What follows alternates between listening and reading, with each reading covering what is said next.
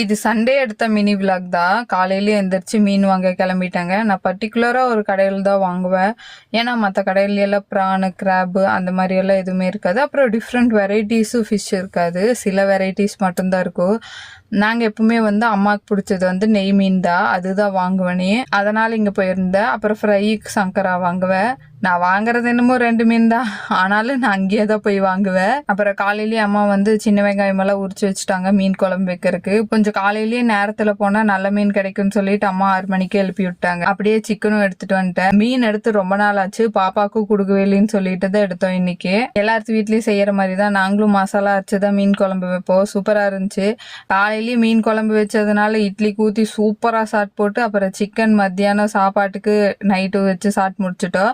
அடுத்த நாள் வரைக்கும் மீன் குழம்பு இருந்தது. அதையே இட்லி தோசைக்கு வச்சு ஓட்டிட்டோம். செம்ம டேஸ்டா இருந்தது அடுத்த நாள் தான். அப்புறம் எங்க அம்மா வந்து இந்த மீனை வந்து புளி தண்ணியில கொஞ்ச நேரம் ஊற வைப்பாங்க. நீங்களும் ஊற வச்சு செஞ்சு பாருங்க இந்த டிப்ஸ் தெரியாதவங்க. ஓகே பாய், நாளைக்கு பார்ப்போமா.